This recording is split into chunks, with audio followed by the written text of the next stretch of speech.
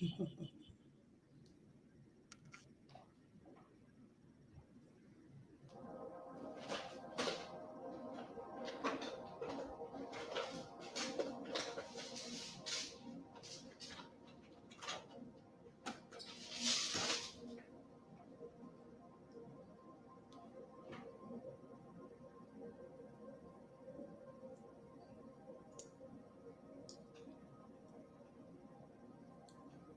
on in, family.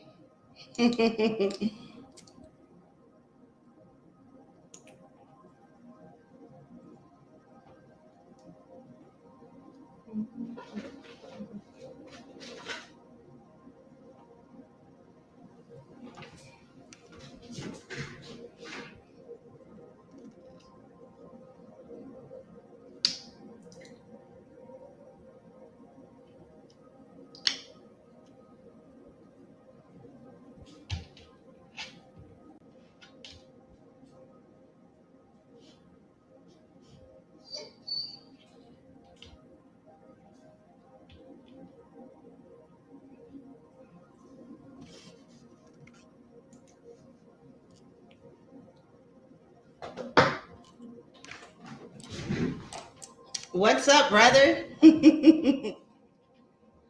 Hold on.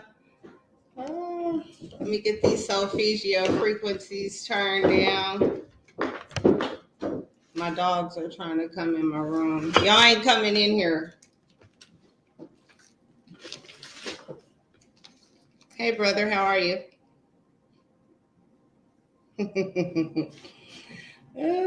You know what? Whatever reason, I cannot hear you. Can you hear me? You know, I'm about to give me some speakers because I don't like these old ass headphones. But let me see. Edit mic settings. Yeah, I mean, is your mic on? Wow. Let me see. Unmute his mic. Yeah, I don't know what the hell is going on.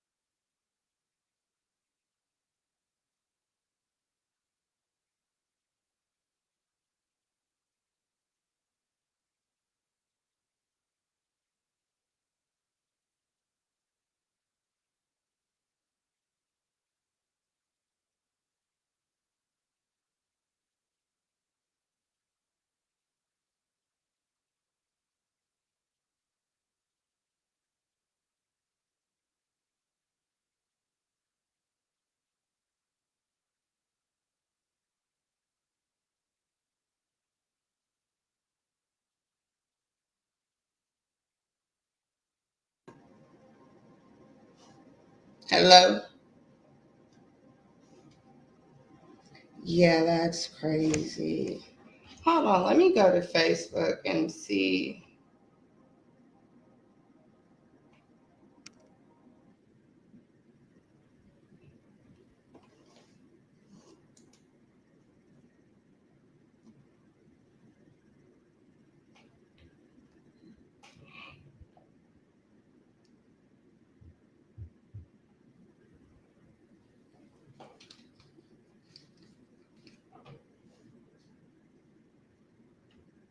Okay.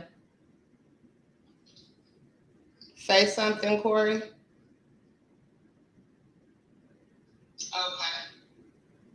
Corey, say something. Say something, Corey.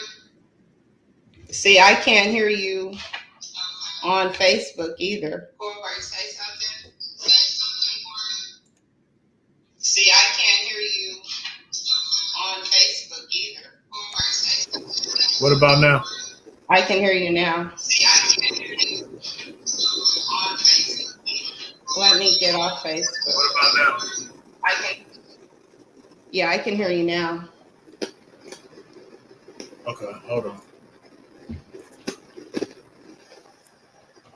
Hold on, right quick. No, you're good. Take your time. I want to let some people get in here anyway.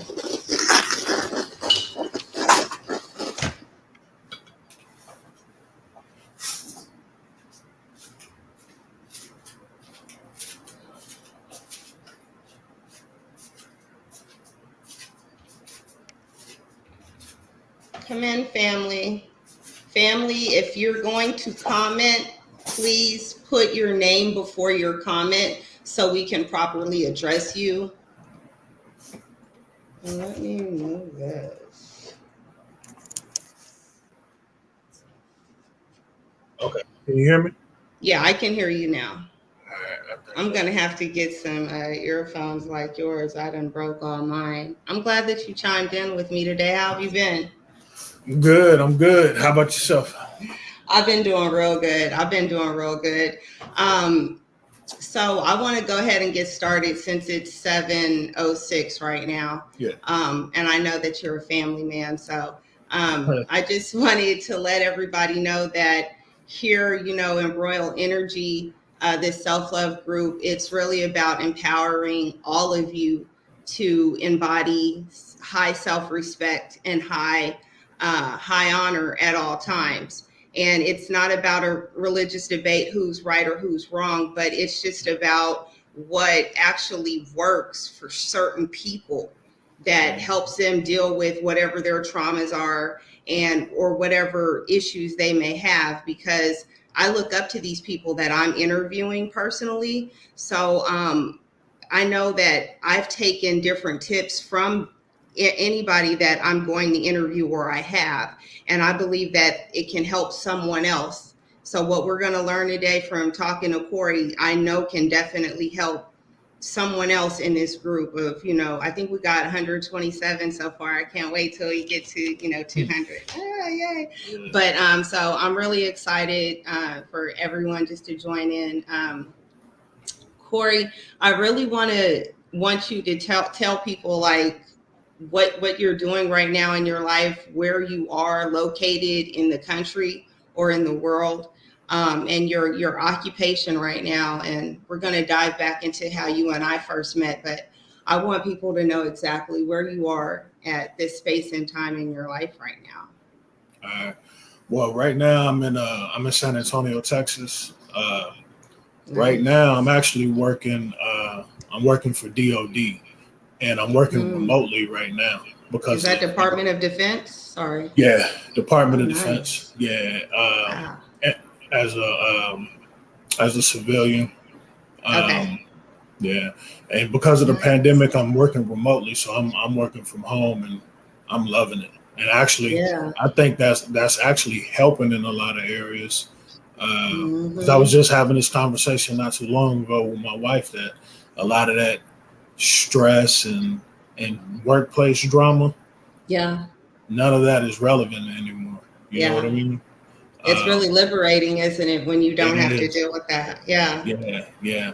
It's a lot of stuff that I've had to deal with in the past that I no longer have to deal with, and uh, it makes your life uh, a lot more uh, worry free in a Yeah. lot of areas. So, um, that Yeah. commute, I don't have to commute anymore. Don't have to deal with that Yes. traffic. You know what I'm saying?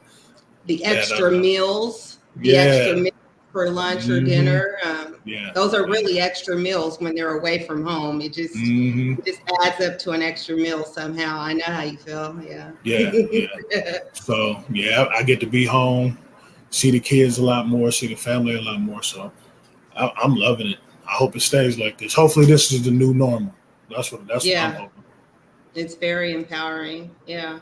So, when you and I met, this was in Junction City, Kansas, Yeah. in the 90s.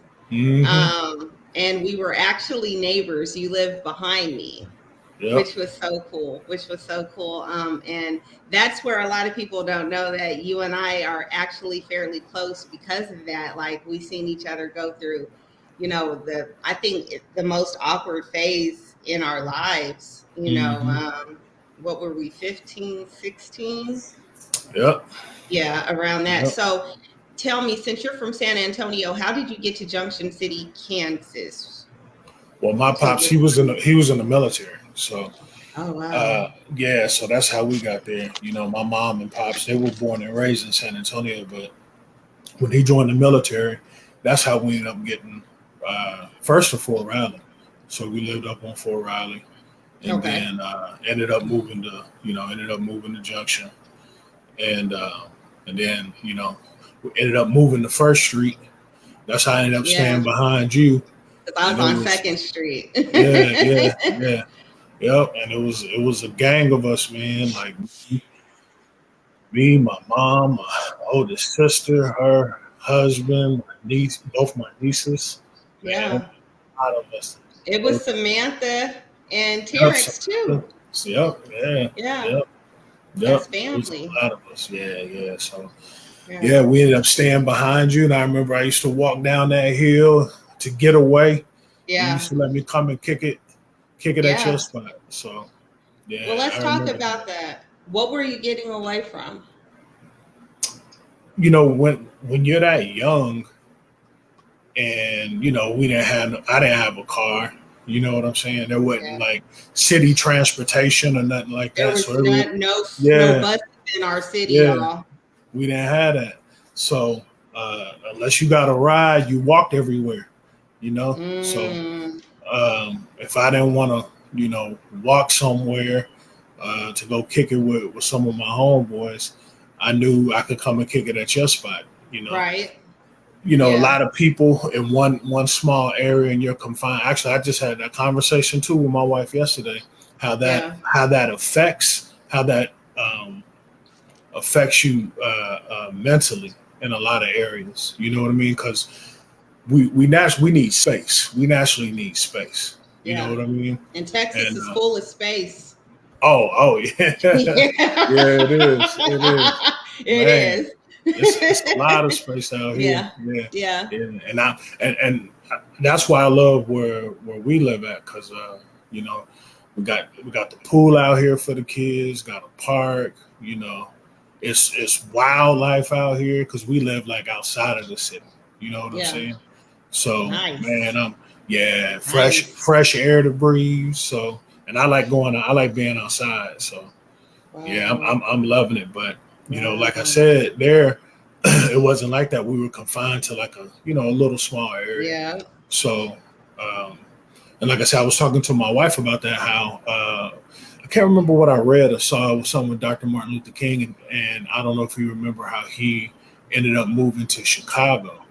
He moved his family Mm. to Chicago to help with uh, desegregation up there, and Wow. and how they moved um, into like a small.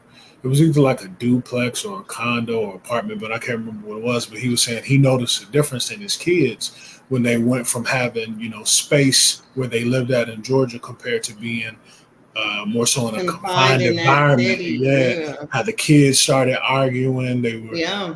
He just noticed a change in their behavior, and that stuck with me. I was like, wow, you know what? Now that I'm older, I think that had a lot to do with some of the things I experienced when I was younger. You know what I Mm-hmm. mean? Mm-hmm. So yeah, that was very interesting when I saw and I heard that. So, Yeah. just the regular everyday stuff. You want to get away. Everybody needs. I love my me time. I always say that. I love my me time. Absolutely. You know what Yeah. I mean? Yeah, So and I'm big on me time, as you can see. Like, I'm always posting about, self-care and what have you done literally for yourself and being able to recharge. yeah, But to get on, being confined, me being born and raised in Junction City, I know exactly how that feels. And yeah, that's why, the older I got, the more I was like big on being self-sufficient or having my own transportation, being able hmm just to get up and get the hell out of there if I choose to. yeah, Because I was always so used to being at the meeting other people to get things done. Can I get a hmm ride? Or my favorite was asking your brother-in-law, Billy Ray, can you throw these brakes on? right, Because when we were growing up, you could get brakes put on For Yeah. a 6 or a 12 pack of beer, that was no problem.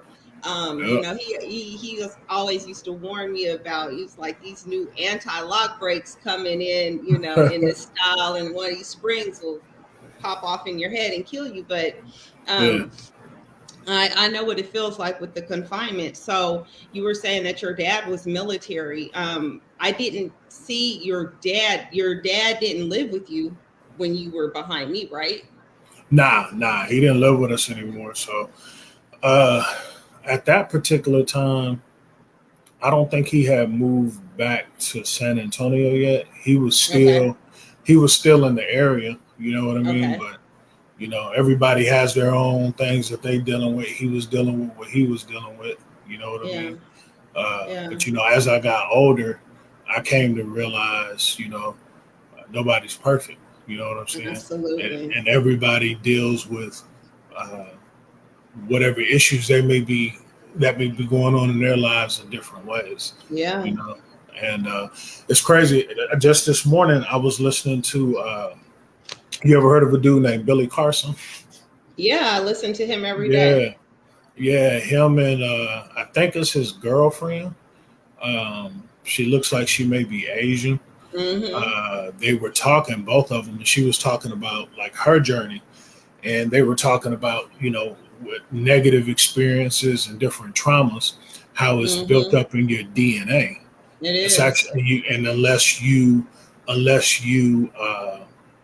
deal with it, Yeah. if you don't deal with it, it has different ways of manifesting because there's different triggers Boy. that can make it come out. And Wow. it could be keywords. It could be something that you see. It could even be if you're touched in a certain way, Mm-hmm. where Yeah. that it can release that trauma and those memories can come Yeah. back to you. Stuff that you never even knew because they were talking about how your brain can basically suppress it and what's the word, compartmentalize it, Mm-hmm. and And and suppress then it. and suppress. Yeah, and I was like, wow, I never even. So they were saying they were speaking on how you need to deal with it, and not just in the verbal form, but also in the physical form, as far as being able to release it and let it go. And I was like, wow, that's crazy Mm. that I heard that this morning, and considering that I knew that we were going to have this discussion tonight. I was like, wow, it Yeah. was meant for me to hear this because I never heard it from that aspect Absolutely. before. And how Absolutely. that type of stuff is passed down generationally too. Yeah, You it know what I is. mean? Generational curses, is what I call them. And Mm, that's why, I'm focusing on like the new shirt even that I'm wearing now that I created. I'm the chosen one, which is a black sheep. It's like the chosen one of the family, as does the first of many accomplishments, but is most importantly chosen to break generational curses, because that's passed on, especially, from, I think, a woman to her children if she's going through certain things while the child's in the womb.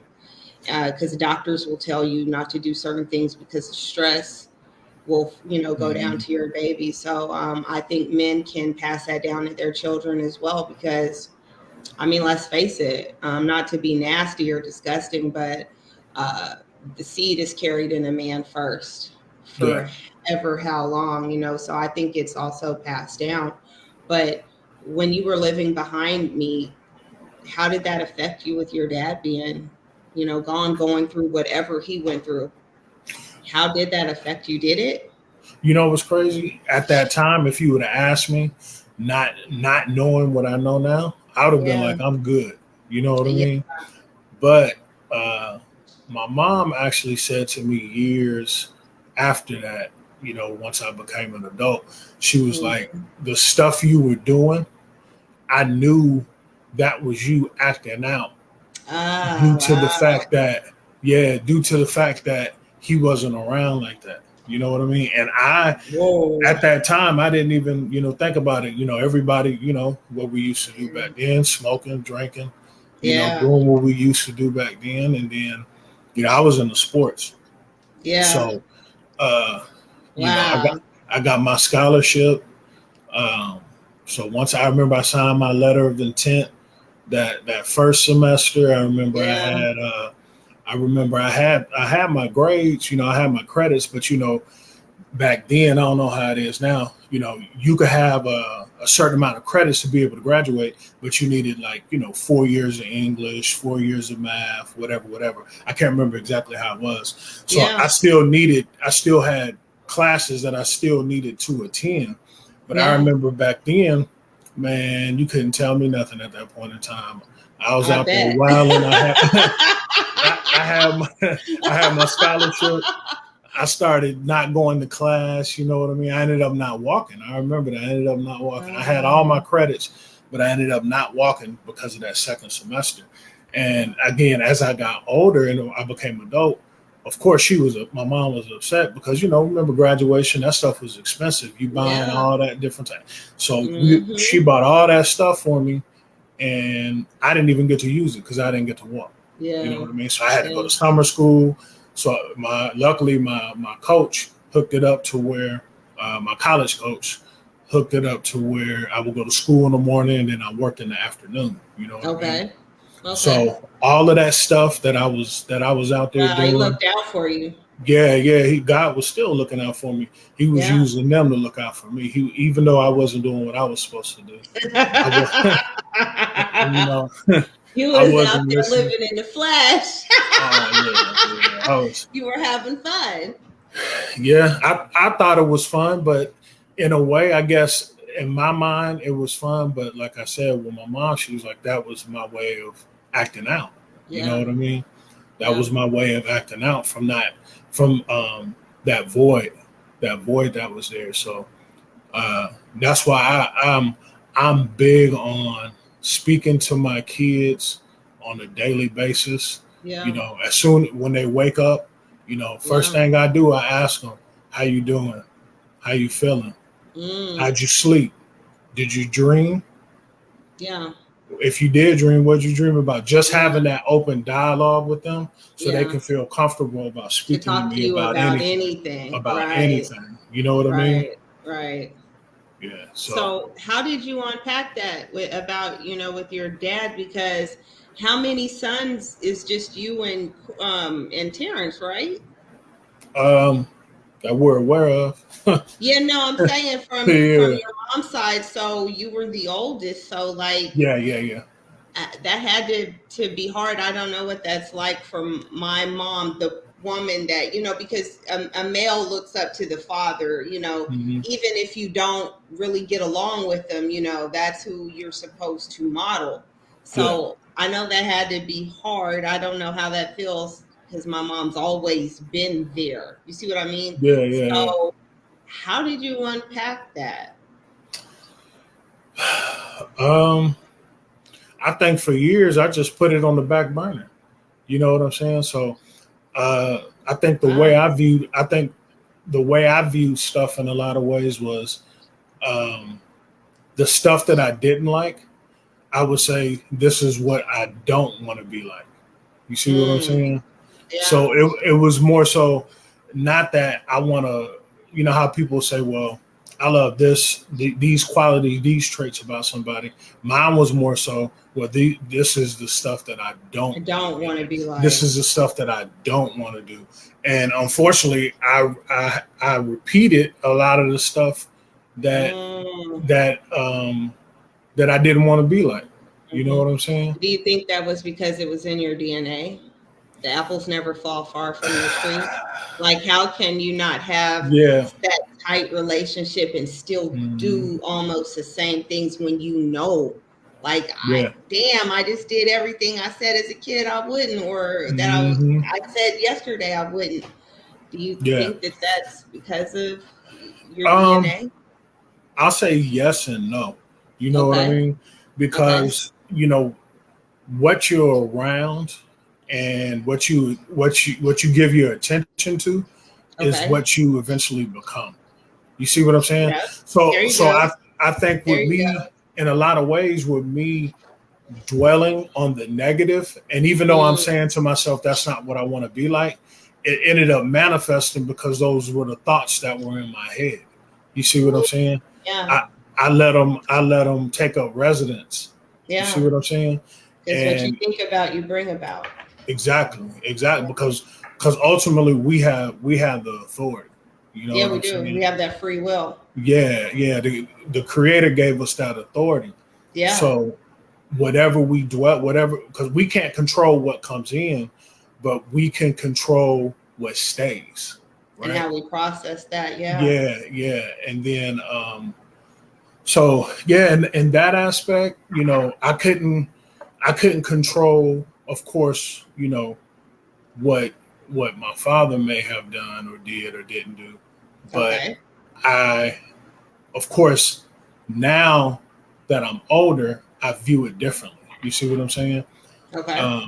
Back then, uh, I probably would have, more than likely, I would have said, yeah, it's because of this, it's because of him, so on and so forth, right? Or, Yeah. or lack of this or a lack of that. But then I ended up having to grow up and mature and say, okay, now I have to take ownership. You see what I'm saying? Yeah. Because even though, you know, um, people impact you in certain ways, and especially, it may not even be your biological father, but it's Right. someone even though it could be someone that you view in that realm, right? Yeah. So they're gonna have they're gonna have a lot of they're going to have a huge impact on how you move, what you think, how you react to things. Yeah. So with that being said, um,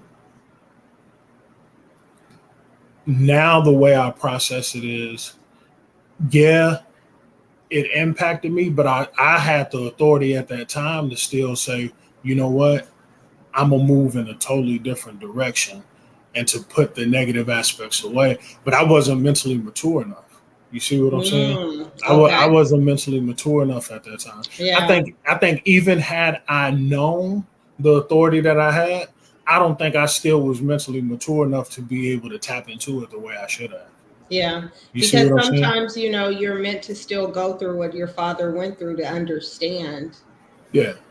to better understand, so like what age did you get to the what age were you at when you said, I understand? Because for a while you suppressed it though, Corey. Yeah. For a while you're like, I'm good, I'm good, I'm good. Hmm. But mom, with all her wisdom, was Yeah. like, that's you dealing with the absence of your twin, basically. Yeah. Um, And you know what? In a lot of ways, I think I'm still dealing with it. You see what I'm mm, saying? It's wow. a it's an ongoing process because I just recently learned things that I didn't know that help put some of the things in perspective as well. You know what I mean? Like over the pandemic, my family on my dad's side, Okay. which was his dad, actually found us here in San Antonio. And the first person they found was me on Instagram. Wow. And it happened to be my aunt and my cousin. My cousin, which would be my aunt's daughter, up in Detroit.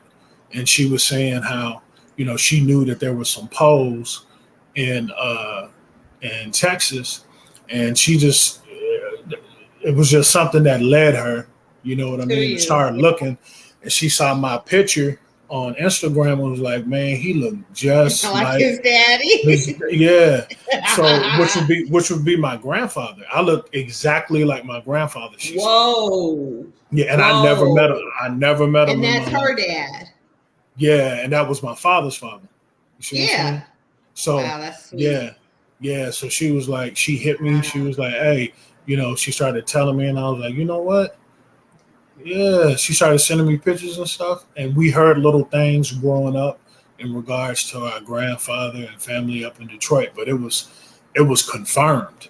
You know what I mean? Yes. So once it was confirmed, and I started getting information and learning about that side of the family and my grandfather, I was like, okay, he dealt with a lot of the things that I dealt with because of his father not being in the picture. You know what I mean? Yeah. Yeah. And after It's a learning more, cycle. yeah, yeah, and it really wasn't. And as I'm getting more information and getting older, it wasn't necessarily my grandfather's fault that he wasn't in my dad's life either. You see what I'm saying? Yeah. So, when you start to learn, Wow. those family secrets is crazy, man. Those family Boy. secrets. So, Boy. And yeah, me and my family, we talk about that a lot, and it's not to demean anyone, nah, but it's to unpack everything so we can know why certain things happen, why certain yeah, people are a certain way, because you said it, DNA does remember. You don't mm, even, I mean, you can't even explain it. It's like a person may not even understand why they are a certain way. yeah, And somebody can say, oh, that's because that's how your great grandmother was, or your grandfather was, or you're like, I mm, didn't even know him, but you don't yeah, need to. yeah, You didn't only just take on his looks. mm, There's other things. So that makes sense. So I like that. And like Mike was saying, hey, Tommy, hey, Mike. Mike was even saying some things will just be lifelong. yeah, And like, how you're unpacking and dealing with things with your dad, that's something that'll just be lifelong. And I'm glad that you mentioned that's vulnerability, and that's just you being 100% real, because not everybody can do that. A lot of yeah, people say I healed. I don't think I'll ever 100% heal. That's mm, why one of my favorite affirmations is I am healing. Like, it's an ongoing process, yeah, because you said something so real, like those thoughts come in, but it's mm, up to us. The one most high gave us the free will, the free choice to be able, hey, what are you going to do with those thoughts? mm, And so, like, what what are your modalities? How do you process yours? Because you made a good point, and it was in our messages. If you don't mind, I'd like to read just a part of it, because yeah, it made me, and it really wanted me to, that's why I wanted to have this discussion with you.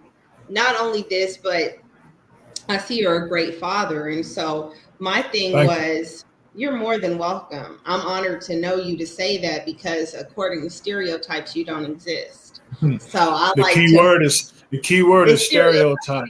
right? And And that, it's crazy you said that, man, because we had a discussion. Like, my circle is extremely small, right? right, But right, my circle consists of high men. quality. Majority of the men, black men too, we all take care of our kids, Woo.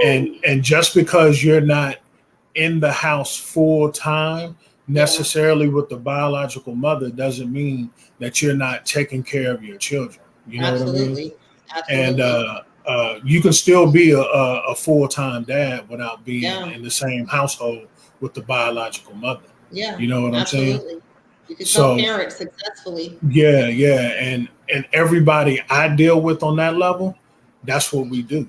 So that's such a myth, and we know it's a myth. You know what I Yeah, mean? And so yeah, and we give advice to each other. You know what I'm yeah, saying? We bounce different ideas off of each other. We have yeah, those conversations that we didn't necessarily have, with our fathers when we were younger, yeah. that we definitely needed. You know what I mean?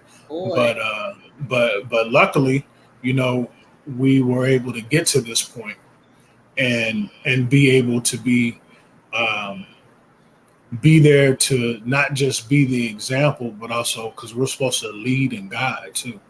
You know what I that's my mean? thing. So let's talk about that. How did you do that, when not being rough about it, but you were almost abandoned by your father to a certain extent? To a certain extent, when he Yeah, was gone and you needed him when you were 15, 16.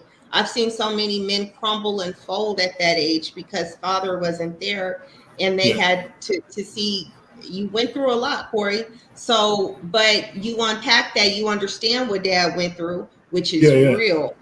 But yeah, how did you learn how to be that man to your kids and your wife? Because you are there like the moon is in the sky at night. yeah. Like, you're Huh. there. Yeah. So how did you I, learn that? I think the key is consistency. You know what I mean? Mm, You have to be consistent. So consistent in all areas, communication, um, being there physically, emotionally. You know what I mean? Um, so what? Again, I took those aspects that weren't there that I didn't want to manifest in me anymore, because a lot of those did manifest. And mentally, I matured to where I stopped being selfish, because Wow. I was extremely selfish. It How was did you about recognize that? because I had to sit myself down and realize that it's not just about me. You know what I mean? Like, me doesn't have to come first every single time, no matter what is going on. You know what I mean? I had that mentality. I had that Yeah. mentality, and some of that was I didn't want to be disappointed. You know what I Mm. mean? It was a guy, not a guy, but it was like a shield. You see what I'm saying? So Wow. I depended on me 100%. I didn't like asking people for anything, you Yeah. know, because I didn't want to set myself up to be let down. Yeah. So Wow. I put that shield up. You know what I Yeah. mean? And then I had to realize it's bigger than me. You know, now I have people that depend on me, and I have people that I know I don't want them to feel the way I feel There you or the go. So way you I became felt. You see what I'm self-aware. saying? So you Yeah, became yeah, self-aware. How old do you yeah. think you were? It took a while, man. It was in my 30s. It Wow. was in my 30s. I Nice. would say in my 30s. So Hell I mean, yeah. this is recent. This is Okay. recent. Okay. And you know, I'm still a work of progress in that, because there's Mhm. times where I want to be like, man, you know what? I want to do this. But it's not I should now I have to look at it as we. Like, how is Wow. this going to affect us? It's no That's longer a real. I. It's no longer singular. Everything is plural. No doubt. No doubt. That's real. Everything is plural. So So how do you, so, let's get back to your text. I'm sorry. I didn't mean no, to go ahead. interrupt. You good? But, when I was talking about negative thoughts and you're like, yeah, they'll come in, but Hmm. you got to know how to, what to do with them. And so, when we were talking about negative thoughts and you said that you've learned not to dwell on negative thoughts Hmm. because that allows them to reside within you, which is 100%. And ultimately they manifest into various forms in the physical. True. And you said you're a lot better at recognizing the enemy's attempts to use thoughts against you. So you shut it down by taking it to God. So he Hmm. can fight that spiritual battle for you, basically. Hmm. And your job is to labor to the rest, and, is to labor to rest in finished works of his son, because it's already done.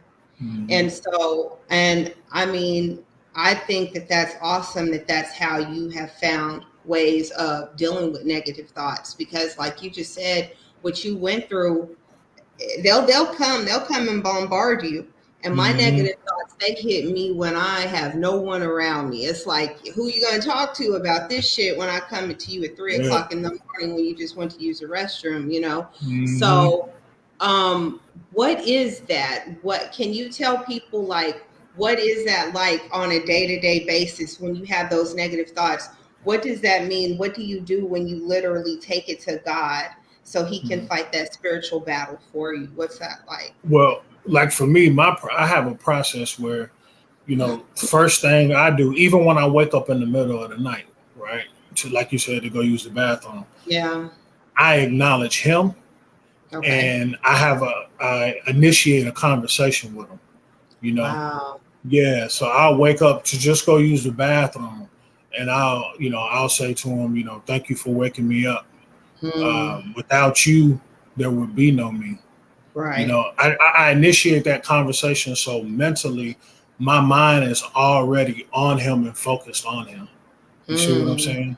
You say that So verbally, or is that just yeah, in your, I mean, okay. I'll say it verbally or I'll say it in my head sometimes. You see what I'm Nice. saying? It'll be a little Okay. whisper, or sometimes it's just in my head. You know what I mean? Right. And then when I wake up in the morning where I'm awake, I do my affirmations. I do my Psalms 91. You know what I'm saying? Um, I thank him for what he's already done, because, and my perspective is, he works from the end to the beginning. Okay. You see what I'm saying? So Okay. he already knows. Yeah. And so it's already a finished work. We don't have to work. We have to, because it's hard. That's how, when you say labor to rest, it's hard for us to be able to not feel like we need to do something about it. The labor is in accepting and knowing that it's already done, and to go ahead and grasp that and believe in that that battle's already been fought and won. So we have to labor to accept that and believe, to not let doubt, because doubt's going to try to creep in. But then what you do is you recognize what that is and say, you know what? Nah, I know what that is. That's not true. Yeah. That's not true. Because, he'll try to bring up your past or something that you've done, negatively. Your most degrading memories. Yeah. But that doesn't say who you are. You see what I'm saying? Yeah. Our biggest mistakes isn't a definition of who we are. Yeah. So you believe that those negative thoughts are coming from the devil, basically. When you say he. When I say he and I say the enemy, I say anything. Yeah. My perspective of that is anything that's not in alignment with God, his word, and his kingdom. Okay, got it. Because in my perspective, the same way God has a kingdom, Satan has a kingdom. So within God's kingdom, you have angels, you have cherubims, you have all these different creations of his. Satan also has, demons and minions, so on and so forth. Would come exactly. Wow, and unless you're tuned in with the spirit realm where you can actually see what those are, you don't know specifically. You don't know specifically what it is, but you know when it's of God and when it's not of God. Right. So if it's not of God, it's of Satan. You see what I'm saying? So that's my perspective. And then we can open up that door too. That's where our authority comes in. So of course he's going to try to, because he doesn't have the power to create. He mimics. He mimics. Okay. So he tries to mimic, but in a bad way. You see what I'm saying? In a negative way, he tries to mimics what God does. So once we start to realize that, right? Yeah. Our job is to, because if we don't shut it down, we can open up the door, and that's because we have to give them the authority to be able to basically run wild. You see what I'm saying? Okay. We have the authority to allow it to manifest and expand. You know what I mean? Okay. So my perspective is, okay, once I recognize that's not anything that is going to be positive for myself or for my family, it's to recognize it and say, you know what, I know what this is, and I'm not going to dwell on it to where it manifests and expands, and then it can bring on other elements into my life as well. You see what I'm saying? Right. So that's my perspective. Okay. And everybody has their own way of viewing things. So I'm not saying, the way I deal with it personally, my perspective is the end all be all. Right. You see what I'm saying? But you're just doing your tactic. Yeah. That's mine. You. Absolutely. Yeah, exactly. That's what this is about, because there's going to be some people that actually that may help. They're like, absolutely, that feels the same way. I like how you mentioned that you do affirmations, and I'm big on that. So what type of affirmations do you do? Like I said, I do my Psalms 91. Okay. Right when I wake up in the mornings, Okay. I do my Psalms 91. I do. There's another one where I speak positive affirmations for my family. Right. Not Right. just for it, so it's not just for myself, Right. because I know it's bigger than me. So Yeah. for my family, for my kids, my even my friends. You see what I'm Yeah. saying? Even my Yeah. friends. I speak favor, even in Right. people that may not even like you. You know what I Yeah. mean? Because Yeah. he can. My belief is the Creator can use anyone. You know what I Right. mean? Even Yeah. people that don't like you. You see what I'm Yeah. saying? And Um, that's so real because like especially when I had a near death experience, the team that worked on me were all of different religious backgrounds. yeah. And they saved my life together. Hmm. So, it's really one, if you take out all the other humans and all the people that are, involved in it, there's one creator that has us connected somehow. And you Yeah. never know who is put in your play, it's put in your environment to save your Hmm. life, to change your life. Like you said, you had a coach that worked things out for you to Yeah. make sure you was able to get things. Just imagine if you hadn't had that coach, just that one person not in your Hmm. life at that certain time, Yeah. and so with your affirmations and you said Psalms 91, right? Yeah. What do those affirmations do for you? For Because that's one me, of the modalities that I'm huge on, is how you yeah, talk to yourself. exactly. Yeah. Yeah. So for me, it helps build up my faith and my belief, because you're gonna face situations where that doubt will creep in. But Mm, what I've learned to recognize and realize, just because it comes in doesn't mean it needs to dwell, yeah. right? So Yeah. that helps when I'm dealing with that. It'll come back into remembrance. Remember his promise to me, right? Okay. Remember what he said that he's done, and what he will do. You know what Okay. I'm saying? Whatever you're going through, because everybody's still gonna go through stuff, no matter Yeah. what. You know what I mean? That's life, right? But Yeah. what we have to realize is we still are able to conquer whatever it is we're going through, and we still have the Yeah. victory. We ultimately still have the victory. You see Yeah. what I'm saying?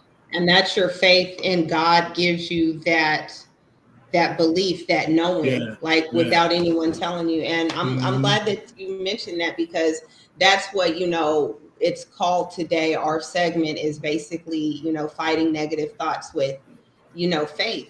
And so, Hmm. like, if you look at the Merriam-Webster, dictionary of what faith is, it's Hmm. like an allegiance to duty or a person. It's Hmm. the belief and trust in and loyalty to God. Hmm. It's a something that is believed, especially with strong conviction, when there's absolutely no proof. Hmm. So that's what basically your faith is, and so you have in faith in, like, you believe in God is already taken care of everything. So what is your works though? Because they say that faith without works is nothing. Yeah. So what is your works in that? Like, for instance, my different works are the self-love affirmation, sharing good news, and servant leadership. I'm huge on Hmm. that. Like, on my birthday, I'm known to give out different gifts on my birthday, to the point people will be like, you didn't tell me it was your birthday. Like, I'm into service. I'm into, like, just helping people the best way that I can, Yeah. so what are your works? Because it's good to have faith, right? Yeah. Because a lot of people, they do a lot of work with no faith and wonder why they don't get anywhere. Hmm. It's like they don't have any faith even in themselves, that they have free will and free choice. It's always that they're a victim. Hmm. You're working Yeah. all this and you have no faith, so you're not going to get anywhere. But Hmm. then there's people that have faith, and I know some people that are like, well, I just believe that God will do it. And even in the Bible, it says you have to have works behind that faith. Yeah. So, what are your works? Well, mine, like I said, is the belief in walking and acting as if whatever it is I'm going through, whatever situation it may be, that uh, I've already defeated it. So, like for example, how you said with service, Yeah. I'm big on, each one teaching one, right? True. So whatever I've been through, I'm not gonna allow that for I'm not gonna allow that to stop me from helping others, right? So I try to use whatever I've been through whenever I see someone going through something similar, Yeah. try to use that as an example to say, you know what, I can identify what you're going through, Yeah. right? And not only I'm not just gonna share what I've been through, but I'm going to try to I'm one of the people, I'll never tell you what to do, but I'll tell you what worked for me, right? Wow. And if you Wow. need, so if you want to add that to Yeah. I like to that. to whatever tools that you're using to overcome what you're going through, take Yeah. that. That's Yeah. yours. That That sounds because like it, you're non-judgmental with it either. You're yeah, like, "Look, you yeah, don't got to take my advice, but no, this is exactly what I went through. And you can exactly. take it and run with it, or you can leave it." Wow. Exactly. Exactly. So I'll try to let people know if they, if people come to me and let me know what's going on, because I'm not one of them ones where I don't try to get into people's business. But Yeah. if you come to me and say, "Hey, Yeah. this is what's going on," so on and so forth, I'll let them know. Well, hey, this is something you may want to consider. You see what I'm Yeah. saying?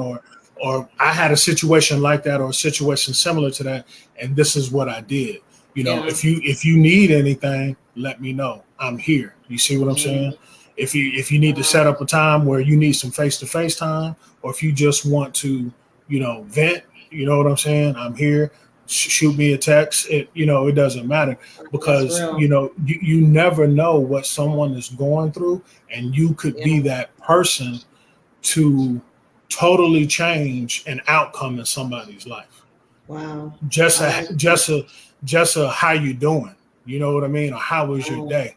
And I like what Mike said when Wow. y'all were talking, when he said it's not, and it shouldn't just be a generic, you know, how are you doing? Hey, how You you should doing? really you Yeah. should really be genuinely concerned about how someone is doing, No right? doubt. Because if, again, you could be that person where if that other individual doesn't feel like it's genuine, you could have stopped something tragic from happening to that person, or from Hmm. that person doing something tragic to another person. True. You know what I'm Yep. saying? Yep. So That's so that's real. that's the way Wow. I try to, um, the way you define it as works. Those are my works, Yeah. and and Yeah. and and walking in that victory, and then projecting it, and then being of service to others whenever need be. That's real. That's real. So basically, you're like that shoulder to cry on, that open door, that psychiatrist without that high ticket. You know what I Yeah. mean? Yeah. Someone to, yeah, like someone said, accountability to others. Hey guys, I'm Mhm. sorry, but when you post your comments, I want people to see your names up here. You see, I don't want them just to see Facebook user. I want you to put your name. So put like your name before your comment so other people can see, your name right here, right before your comment. But I like that, Yeah. because the thing is, and that's what I'm big on, is like, okay, I don't need people to be there, but when I feel I do, just to Hmm. have that shoulder to cry on costs you absolutely nothing, but it means the world to someone. Yeah. You know what I Yeah. mean? Just someone to say, "Hey, I'm not trying to judge you, but let me be human real quick. And Hmm. let me tell you when I did this. Yeah. And let's Yeah. laugh about it if need be, but do you want to go Yeah. down that route? Apply this to however you want to in your life.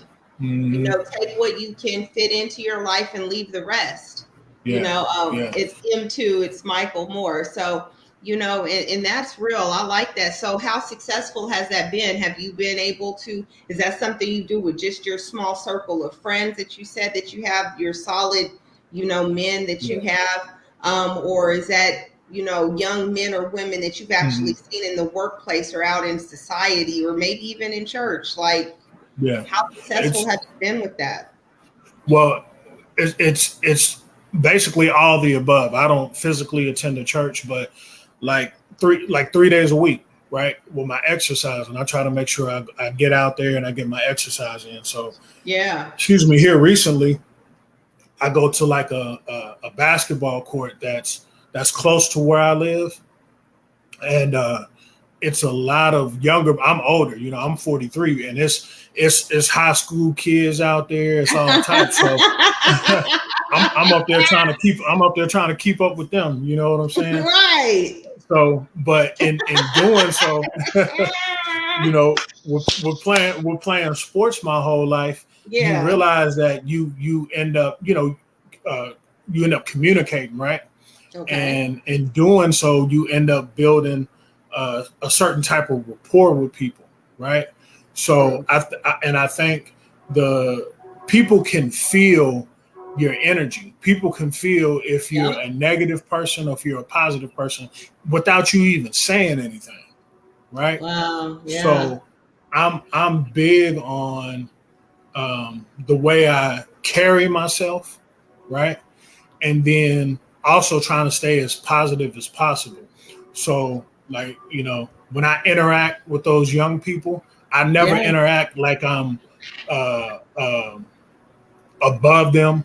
Yeah. I don't talk down to people or at people. You see what I'm saying? So when you carry yourself that way and when you communicate that way, that naturally draws people to you. I've noticed that. Yeah. You see what I'm saying? Yeah. And when someone is comfortable with you, they'll start opening up and saying things that you don't necessarily expect. You see what I'm saying? That must happen to you a lot, though. Like, you're Yeah, like, whoa, yeah. okay. It's funny because it's funny. My wife, like before the pandemic, we would go out a lot, but we don't, really go out too much anymore. But she would say, man, she make little comments about me being social, about me being Yeah. social, and I'll be like, I don't even know that person. That person just walked up to me and just started Wow. revealing stuff to me. You know what I'm Because saying? you walk the walk and you're walking the Yeah, talk. yeah. You're So, just and I'm never vibrating one at of them that ones. level. Yeah, and I'm never one of them ones where I'm turn somebody away. I'll be like, oh man, come on. You see what I'm saying? It's like you never know what that person is going through. You know what I mean? Wow. You never know what that person is going through. So I try That's to be real. I try to always have my lend a open ear to somebody. You know what I'm saying? I don't necessarily even have to talk. They just want Yeah. to I need to get this off my chest, and man, that's cool. I'll listen to you. You know what I'm saying? Well, you know what, Corey? And that's because I believe you're vibing at that high frequency of, Mm-hmm. of literally living, walking the walk and walking the talk. Like, Yeah. you've seen, you're not judgmental. You're like, I'm Mm-hmm. already knowing how to process my issues and my trauma and these negative thoughts, these dark energies. Like, how to Mm-hmm. process that. And like you said, your works is living basically in servitude, no matter Mm-hmm. however you can help someone else.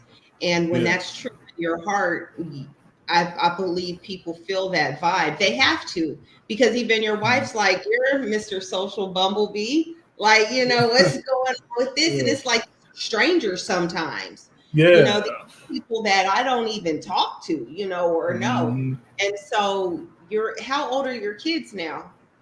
Oh, they're 9. They're 9. So yeah, they're Are you 9. serious? They were just born the other day, bro. I They were know, just right? babies. Oh my Man, God. we were looking at the school supply list last night. Me and my daughter. They're going to Wow. 4th grade. So yeah, they getting old on me. They getting Yeah. old on me. So So when you're out playing basketball, are these are young teens, early 20-year-olds that are yeah, just out of nowhere, they'll just tell you something like in the middle of playing the yeah. game, or Well, a little sweat break, or time out or something like that and just say it.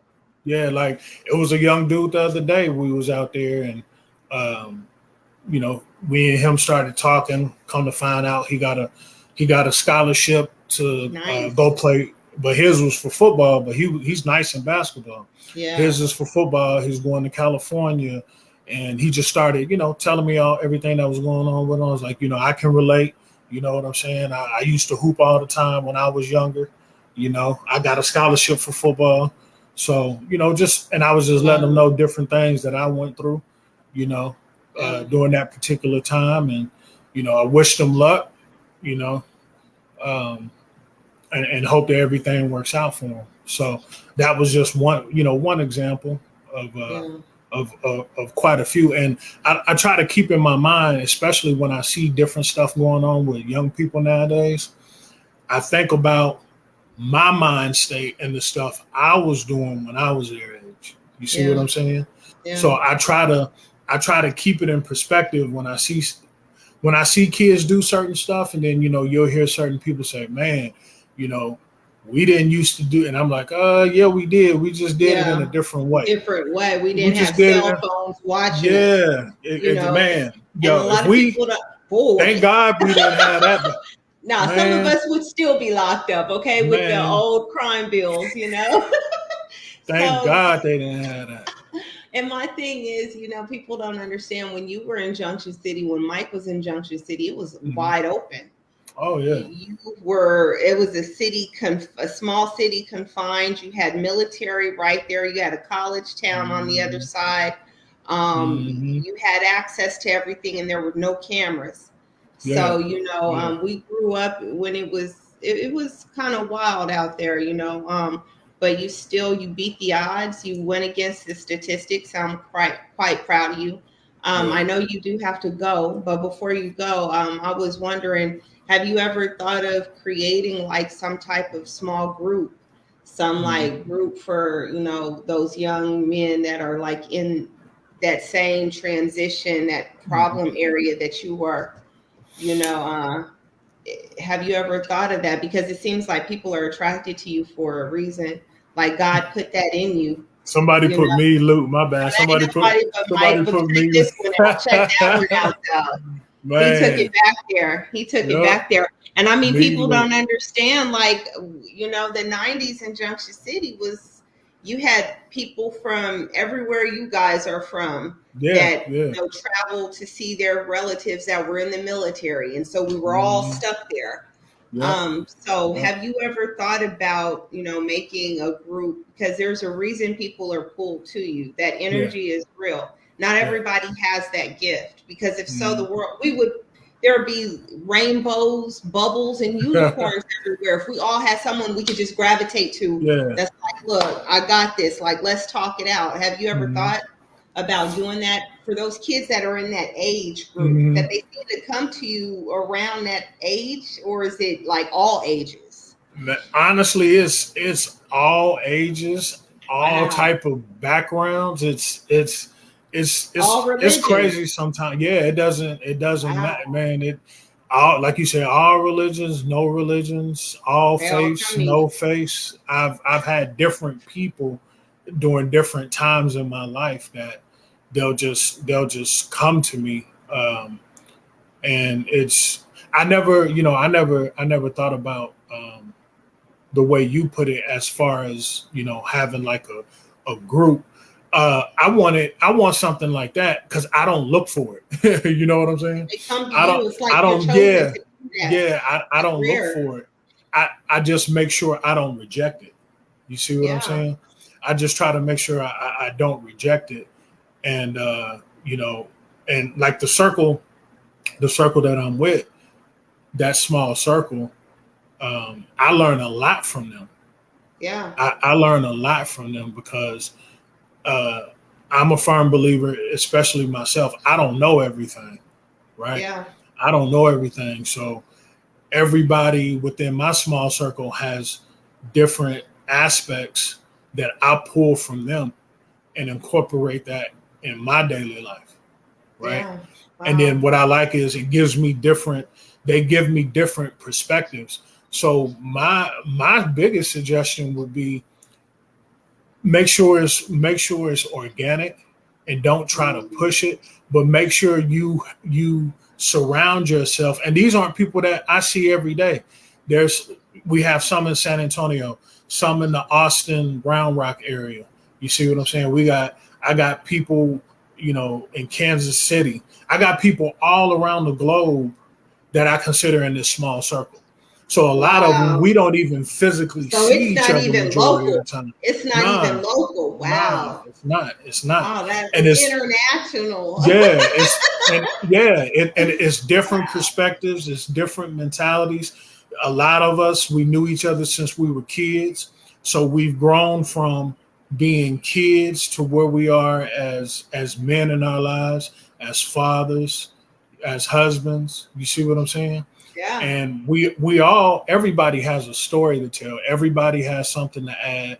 Everybody actually has a purpose.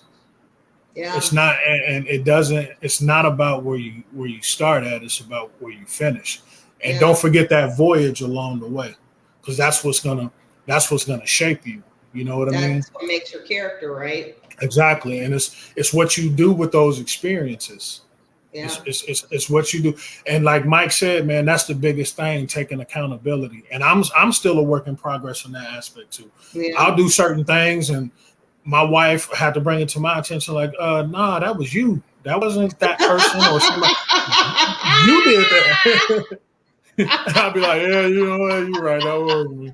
She knows you so well, that she, and that's the good thing about having, even if it's not just, your spouse, but having someone that holds you accountable in your life too, that's not going to sugarcoat anything. Yeah. Because like, you and Mike said, it's about, the experiences, but not only that, it's about embracing the experience and knowing like, this is where I messed up. I look at my experiences as like an encyclopedia of my life, because like you said, I'm able to, when I have a new situation, I'm able to tap back into what happened 5, 6, 7 years ago when I tried that almost exact situation.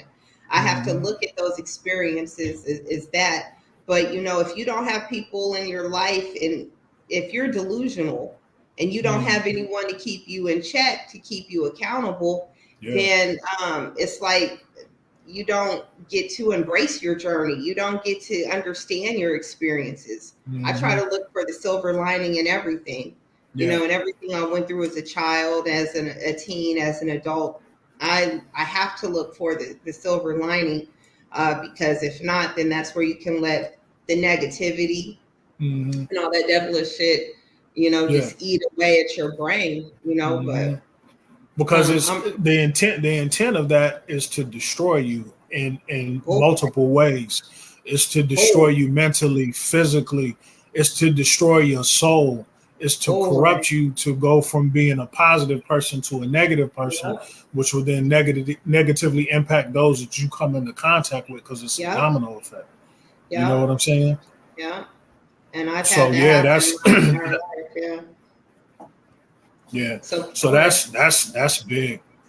Hey, Corey. So before we go, I do want to challenge you to maybe, get those phone numbers of anybody that randomly is magnetized to you, so you can like check in on them once a month and say, hey, how you doing? How did that work out? Because that's your inner God, what God put in you that no one else has, not too many people have.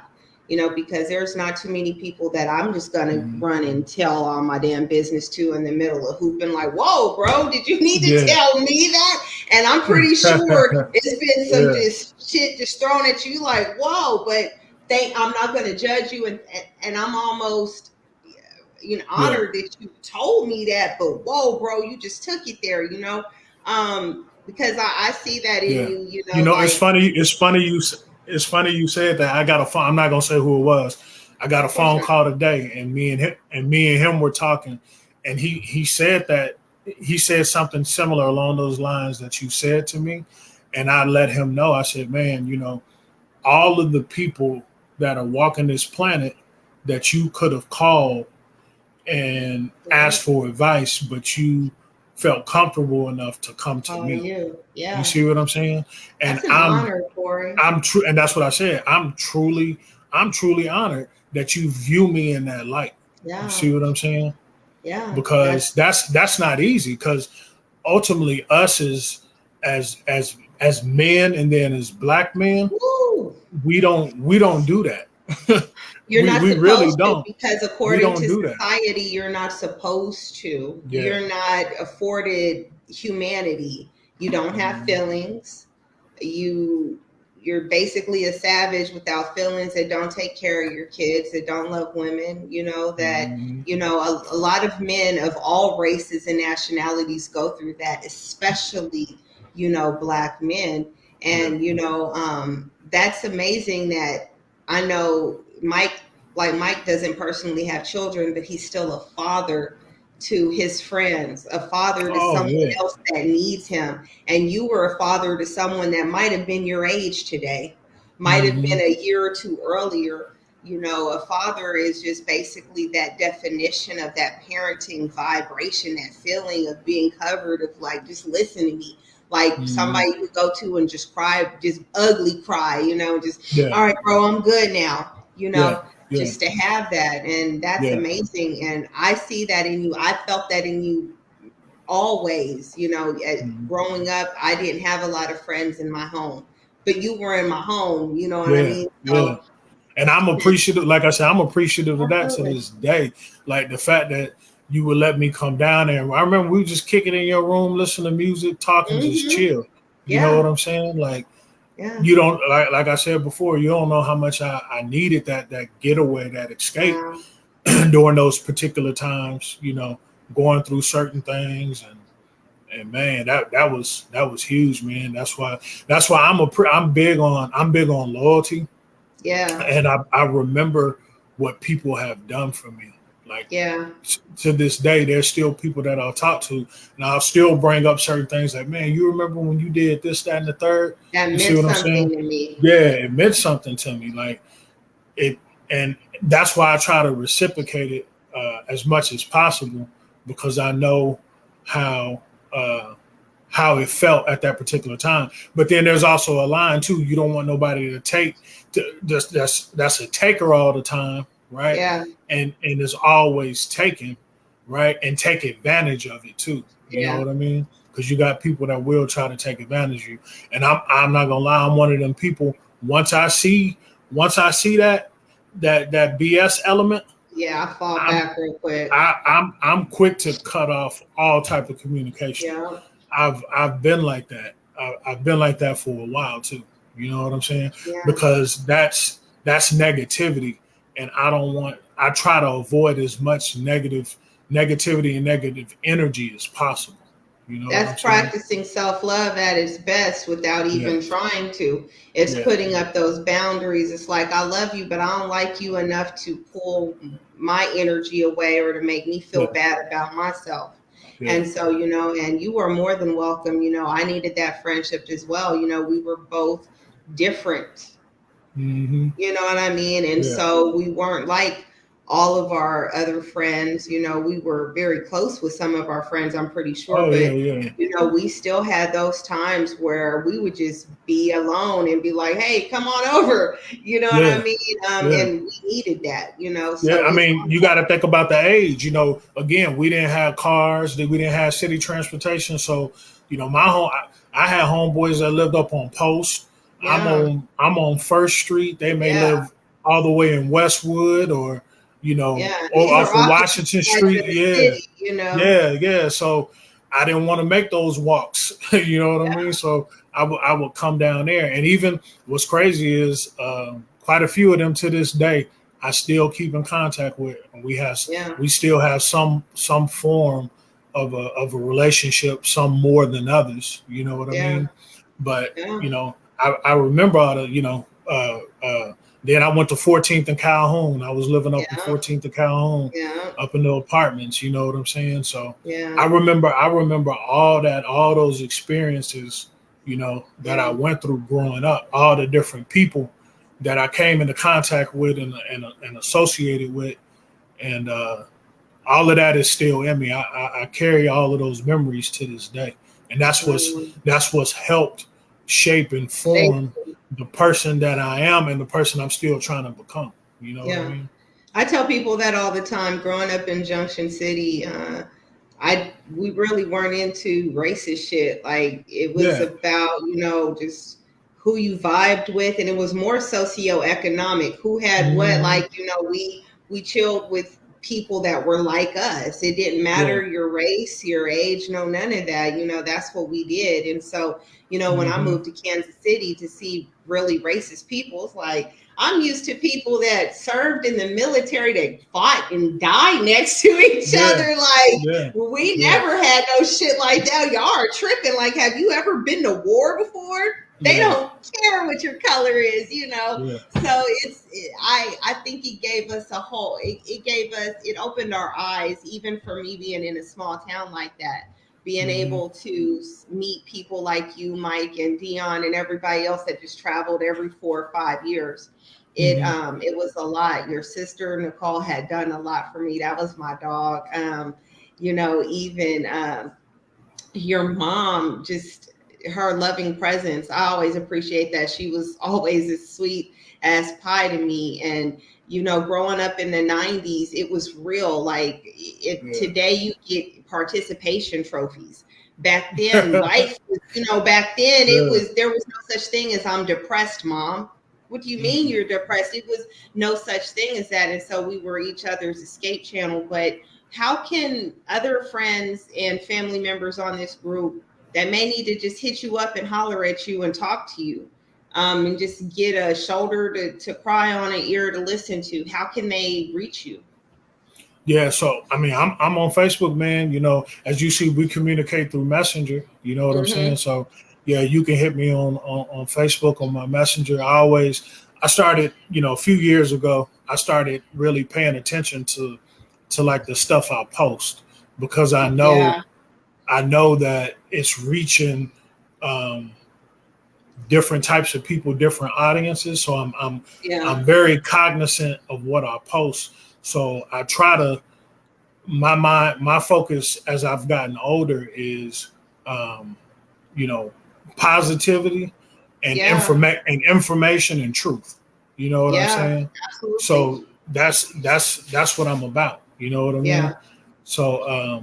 So yeah, that's where you'll be able to find me. Are you Corey Poe on Facebook and Instagram? Yeah. So on Facebook, it's Corey Poe, and then on Instagram, hold on, let me check. I don't even be paying attention like that. Hold on. Because I'm gonna put your information in the chat. Yeah. So on Instagram, it is, shoot, what is this? Yeah, it's Corey Poe on Instagram too. Yeah. Mike wants to know if he's the only single one in the group. Well, you know what? He's the only. There's someone else that's not married. So, okay. I mean, it depends on how you look at it. You know what I mean? Yeah. Because if someone has a significant person in their life, they may not be viewed upon as single.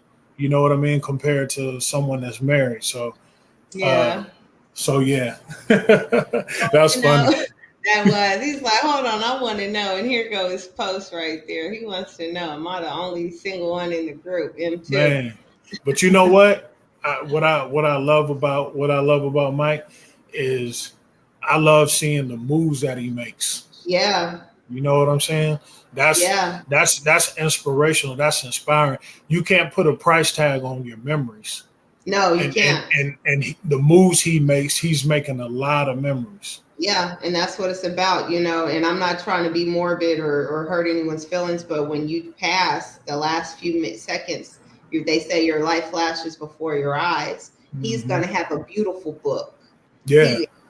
And so I'm actually about to put his ass in charge of creating my my birthday party.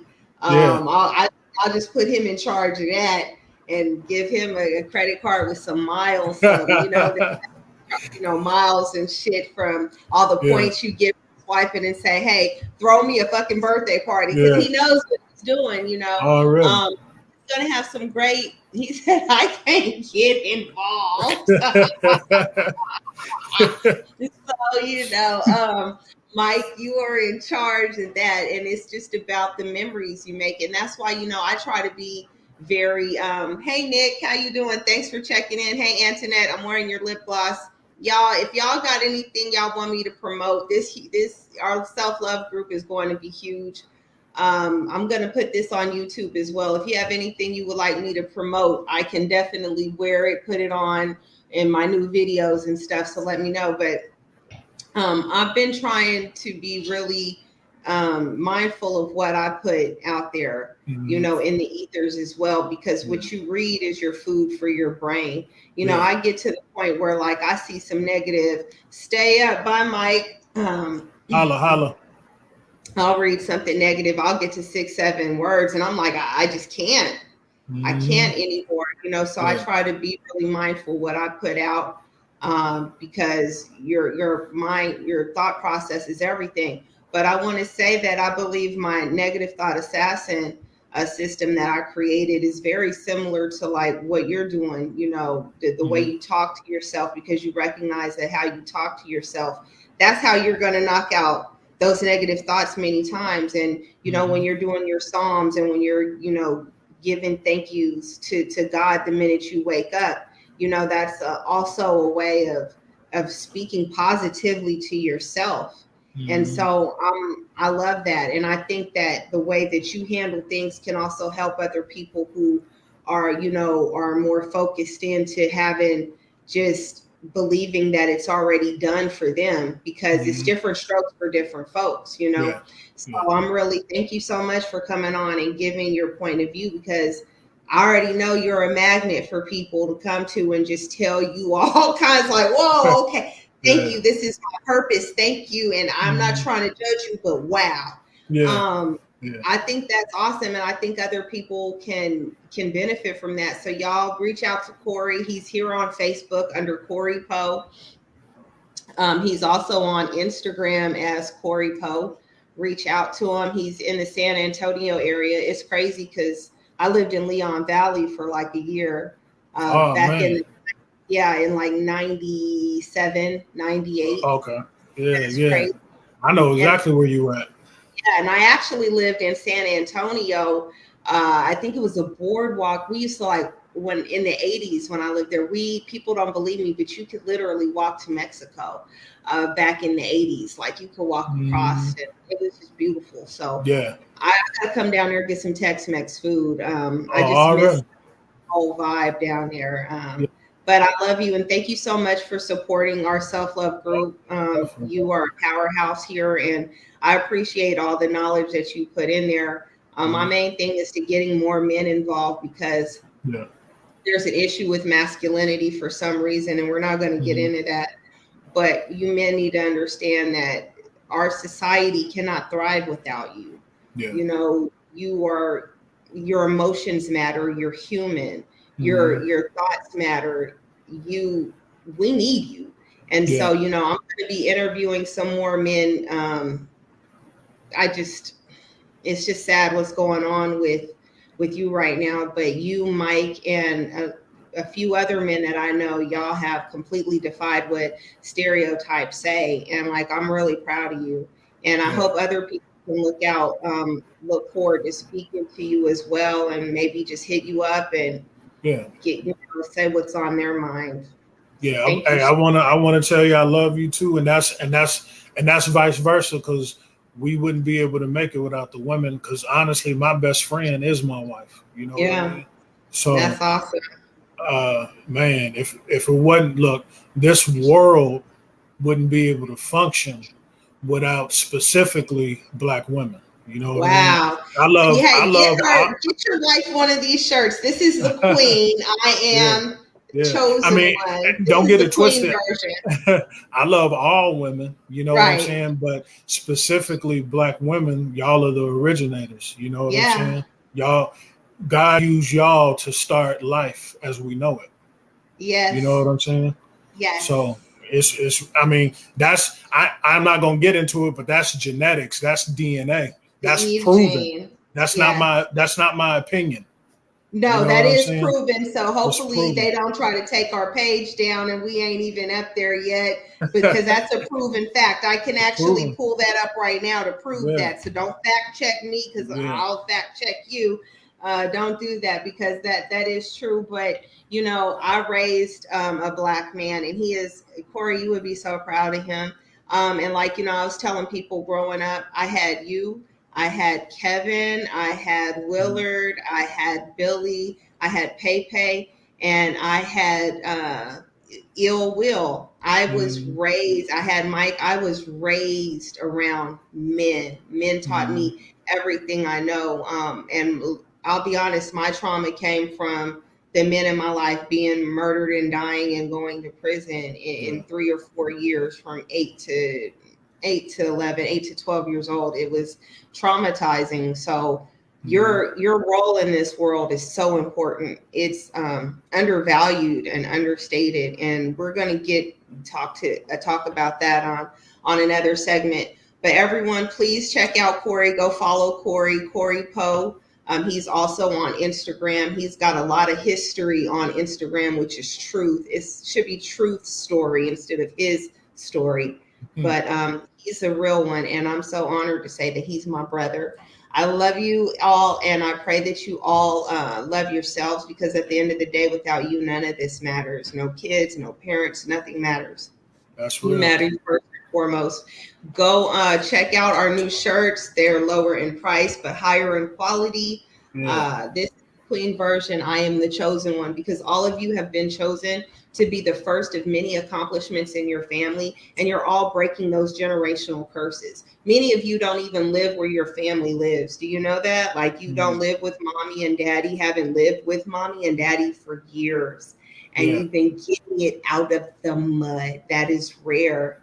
Living all over miles away from mommy and daddy, making things work. And I'm really proud of you.